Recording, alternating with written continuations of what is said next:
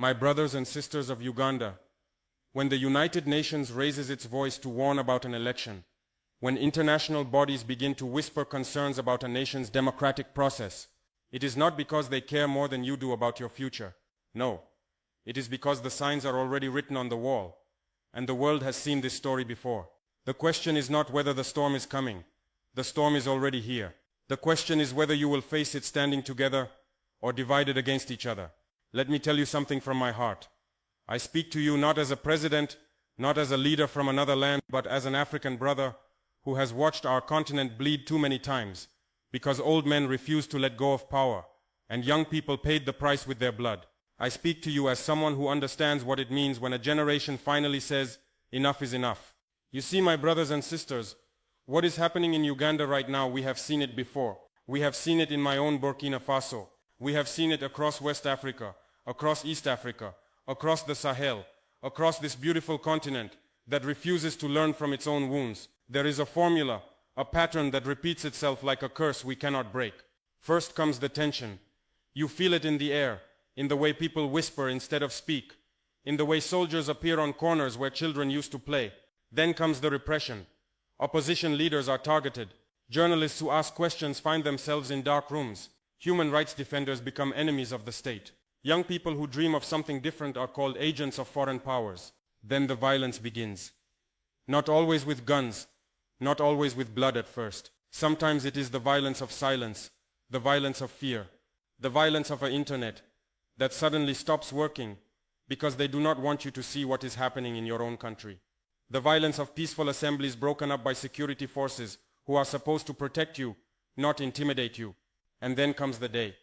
But by then, my brothers and sisters, by then it is not a choice anymore. It is a ritual. It is a ceremony where everyone already knows the ending. And the only question is how many people will pretend not to see the truth. The United Nations Human Rights Office has warned you. They have told you that your election is being held in an environment of widespread repression and intimidation. They have told the world that opposition politicians and their supporters are being targeted by security forces, that journalists, human rights defenders and dissenters face restrictions, that your security forces have used force to break up peaceful assemblies. But you know this already, don't you? You do not need the UN to tell you what you see with your own eyes, what you feel in your own bones. The UN warning is not news to you, it is confirmation. It is the world finally saying out loud what you have been living in silence. Now, when the United Nations issues such a warning, let me explain to you what this really means. It means they have studied the situation. It means things are already bad. And they are afraid things will get worse, much worse. They have seen the signs that come before the explosion. They have read the history book of Africa, and they know which chapter comes next. This is not speculation, my brothers and sisters. This is pattern recognition. When political space shrinks, when opposition is intimidated systematically, when media freedom is under attack, when security forces are weaponized against citizens, when violence is either already happening or expected to happen, the international community raises the alarm, not because they love you so much, but because they have seen this movie before, and they know how it ends. Let me be very clear with you about something. What is happening in Uganda right now is not just about ballots. It is not just about votes or about January 15th, or about who becomes president. No, my brothers and sisters. This is about power versus people. This is about a system that has ruled for too long, coming face to face with a generation that is no longer afraid. This is about a generation that is yearning for change, demanding change, willing to risk everything for change.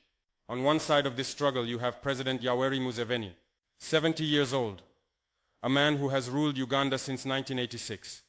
Think about this for a moment. Really think about it. This is a man who has seen an entire generation born, grow up, become adults, and now challenge him, all while he remained in power, all while he sat in the same chair, made the same promises, used the same tactics.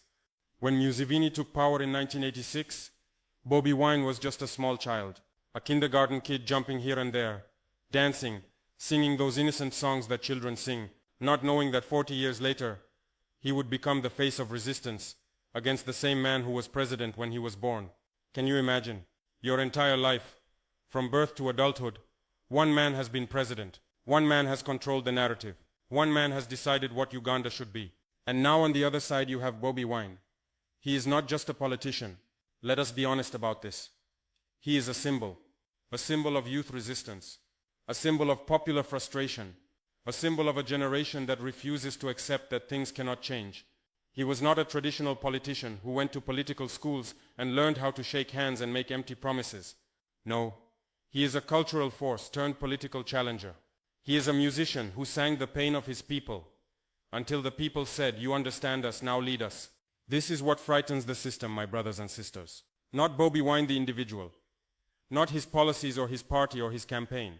What frightens the system is what Bobi Wine represents. He represents a generation born under one ruler, youth who feel locked out of opportunity, citizens tired of recycled promises, a population connected through social media, sharing information, organizing, documenting, a political awakening that cannot be easily controlled or intimidated or silenced.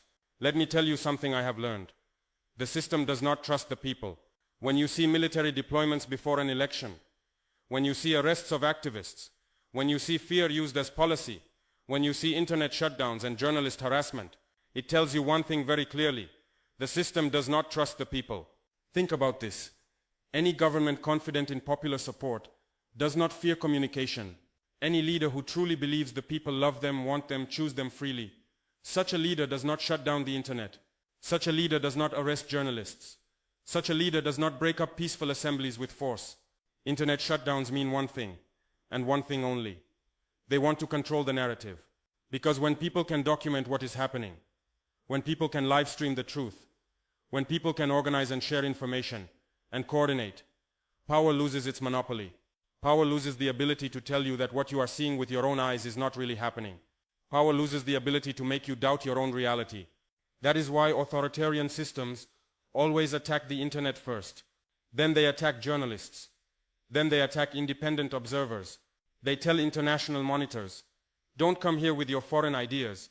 Don't bring your standards to our country." Because they know that light is the enemy of darkness and truth is the enemy of oppression. January 15th is dangerous, my brothers and sisters. Let us not pretend it is not. It is very dangerous.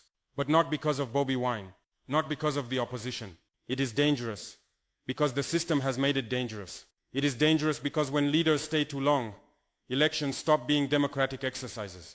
They become security operations. They become missions to maintain power at all costs. What you are seeing in Uganda right now is a full operation. It is like watching a military prepare for war. Except the enemy is not a foreign army. The enemy is you, the people, the citizens, those who want change, those who dream of something different, those who believe that 40 years is long enough. My brothers and sisters, I want you to understand something very important. What is happening in Uganda is bigger than just Uganda. That is why I, from Burkina Faso, speak about it. That is why people across Africa are watching. That is why the youth of this continent feel connected to your struggle. What is happening in Uganda is part of a continental struggle. Across Africa, we are witnessing the youth rejecting old political contracts. We are witnessing citizens questioning liberation-era rulers who believe that because they fought for independence, they own the country forever. We are witnessing a demand for accountability, not nostalgia.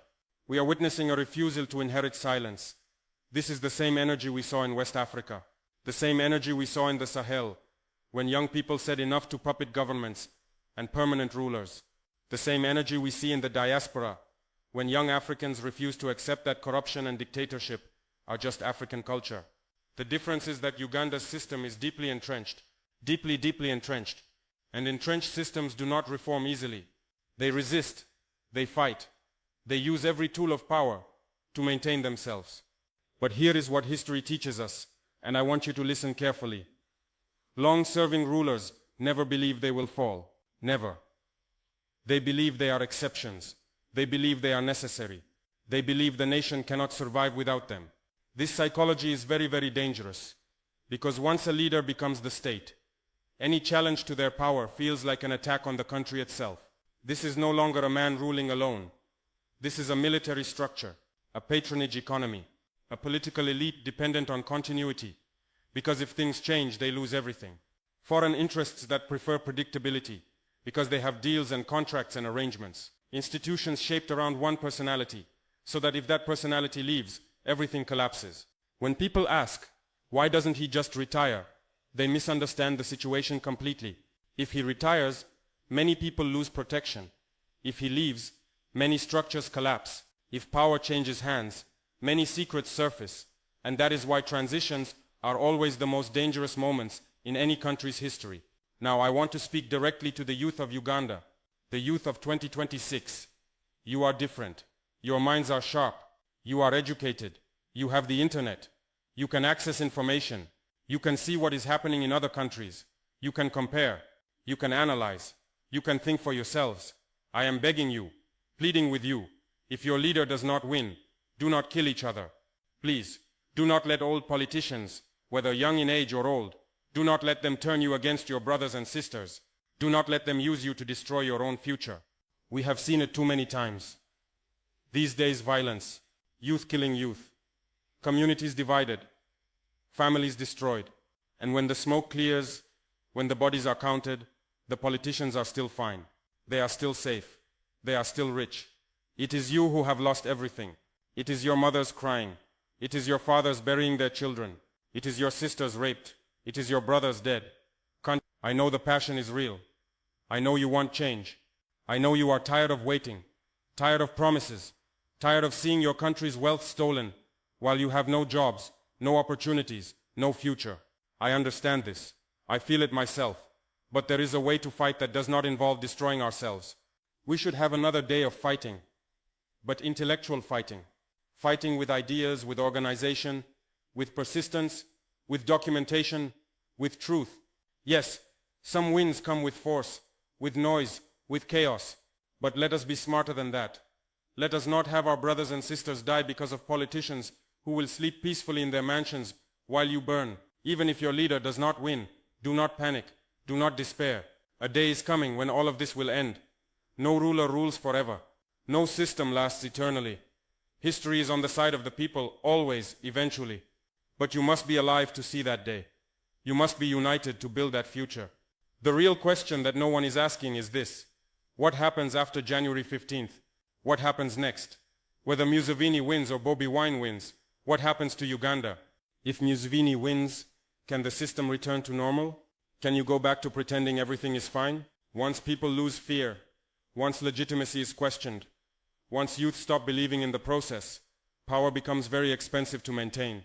You need more soldiers, more surveillance, more repression, more fear. And eventually even that is not enough. If Bobi Wine wins, will the system allow a peaceful transfer of power? Will the military structures accept it? Will the patronage networks dissolve peacefully? Will foreign interests that benefit from the current arrangement simply accept change? These are the questions that should terrify everyone, because the answer is uncertain, and uncertainty during transitions is when blood flows most easily. This is not just about who becomes president. It is about whether Africa continues to accept permanent rulers, or whether the people finally say, we deserve renewal, we deserve dignity, we deserve a future that is ours to build.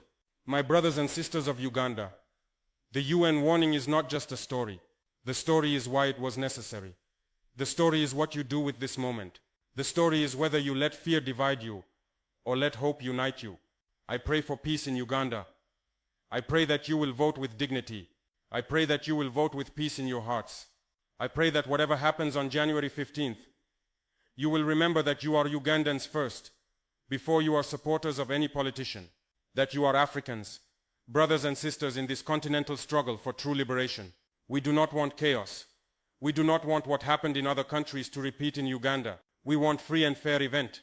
We want peaceful transitions. We want a future where the youth do not have to wait 40 years for a chance to lead. If you study history, the real history, not propaganda, you will notice something powerful. Change always comes, always. Sometimes it comes peacefully. Sometimes it comes violently. Sometimes it comes quickly. Sometimes it takes generations. But it always comes. The question is only what price we pay for it. So vote. Vote for whoever you believe in. But vote freely, without fear, without intimidation. Document everything. Record everything. Let the world see. Let history witness. And when it is done, whatever the result, stay united. Stay peaceful. Stay focused on the long game. This is about the future of Uganda. This is about the future of Africa. This is about whether we will finally break the cycle of permanent rulers and inherited dictatorship, or whether we will pass this curse to another generation. The choice, my brothers and sisters, is yours. But know this, the world is watching, history is recording, and your children will ask you one day, what did you do in 2026? How did you fight for our future? Make sure you have an answer that makes them proud. May peace prevail in Uganda. May wisdom guide your actions. May courage sustain your struggle. And may the future you build be worthy of all you have endured. Your brother in the struggle, Ibrahim Traore.